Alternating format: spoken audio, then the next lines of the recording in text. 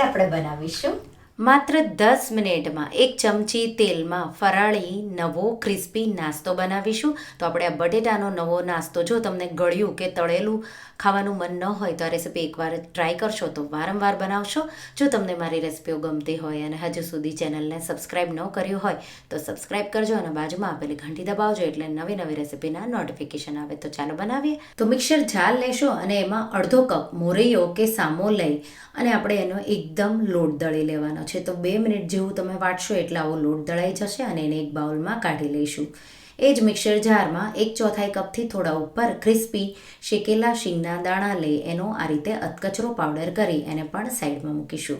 હવે મેં અહીંયા 4 નાના બટેટા લીધા છે. તમે મીડિયમ 3 કે મોટા 2 બટેટા લઈ અને આ રીતે એને ખમણી લેવાનું અને આ રીતે ખમણાઈ જાય એટલે એને 1 થી 2 પાણીથી ધોઈ અને એકદમ પાણી છે એ નિતારી લેવાનું. તો એ ખાસ ધ્યાન રાખવાનું છે કે તમારે પાણી છે એ બિલકુલ નિતારી દેવાનું છે. તો આ રીતે બટેટાનું ખમણ મેં ધોઈ અને નિતારી લીધું છે.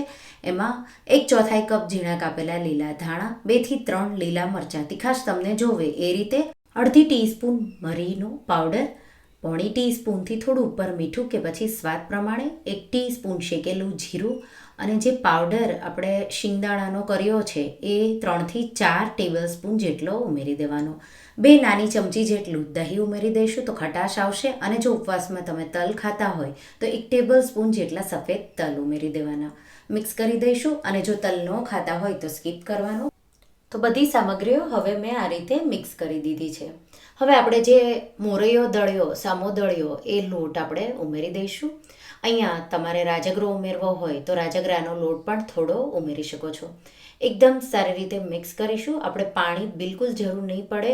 દહીં જે ઉમેર્યું છે એમાંથી અને જે બટેટાનું ખમણ છે એ પણ થોડું પાણીવાળું હશે એટલે આ રીતે બાઇન્ડિંગ આવી જશે. હવે આપણે એમાંથી આ રીતે એક લુવા જેવું, તો તમારે જેવા નાના મોટા, તો આપણે નાના તમે એને પુડલા પણ કહી શકો છો. તો આ રીતે બહુ જાડા પણ નહીં, બહુ પાતળા પણ નહીં, એવા આપણે થાપીને તૈયાર કરી લઈશું. તો જો મોટા બનાવવા હોય તો આ રીતે મોટો એક લુવો લઈ લેવાનો અને આ રીતે એને પ્રેસ કરી આંગળીઓના મદદથી હથેળી પર આ રીતે, હથેળીનો જેટલો શેપ છે એટલું તમારે આ રીતે એને ફેલાવી દેવાનું. તો આ રીતે. તો હવે આપણે એને શેકી લઈશું. એના માટે મેં નોનસ્ટિક તવો ગરમ કરવા મૂકી દીધો છે અને આ રીતે તેલથી એને માત્ર મેં ગ્રીસ કર્યો છે અને આ રીતે જે આપણે નાસ્તો તૈયાર કર્યો છે એને આ રીતે તવા પર મૂકીશું અને હલકું આ રીતે એને પ્રેસ કરી થોડું ફેલાવી ગોળ જેવો શેપ આપી દઈશું. ગેસની ફ્લેમ મીડિયમથી થોડી હાઈ રાખીશું અને આ રીતે થોડા ટીપા તેલના ઉમેરીશું અને આપણે એને મીડિયમ હાઈ ફ્લેમ પર 2 મિનિટ જેવું એક સાઈડથી શેકી લઈશું. તો 2 મિનિટ જેવું થાય એટલે એની સાઈડ ચેન્જ કરી લઈશું. તો પહેલી વાર કદાચ તવો ગરમ ન થયો હોય તો વાર લાગશે. બીજી વાર જ્યારે તમે શેકશો તો એ માત્ર 4 થી 5 મિનિટમાં શેકાઈ જશે. તો આ રીતે મેં 2 સાઈડ 2 મિનિટ જેવું ફેરવી અને થવા દીધું અને આવી હલકી ગોલ્ડન જેવી ડિઝાઇન આવી જશે. તો મીડિયમ ફ્લેમ પર તમે શેકશો તો થોડી વધારે વાર લાગશે એટલે મીડિયમ હાઈ ફ્લેમ પર લગભગ જો તમે 2 મિનિટ જેવું શેકશો એટલે એકદમ આવું ક્રિસ્પી થઈ જશે. જરૂર લાગે તો થોડા ટીપા તેલના તમારે છાંટી દેવાના.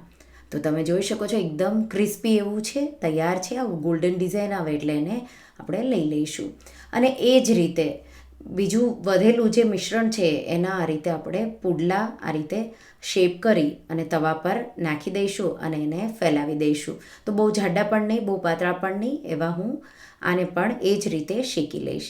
અને મેં અહીંયા લીલી ચટણી બનાવી છે. તો ધાણા, આદુ, મરચાં, મીઠું, ગળપણ, લીંબુ અને શેકેલી શીંગના દાણા ઉમેરી અને વાટી લીધી છે ચટણી. બહુ ટેસ્ટી એવી ચટણી સાથે આ ક્રિસ્પી એવો ગરમા ગરમ નવો ફરાળી નાસ્તો. તો બટેટાનો નવો નાસ્તો એકવાર તમે જરૂરથી ટ્રાય કરજો.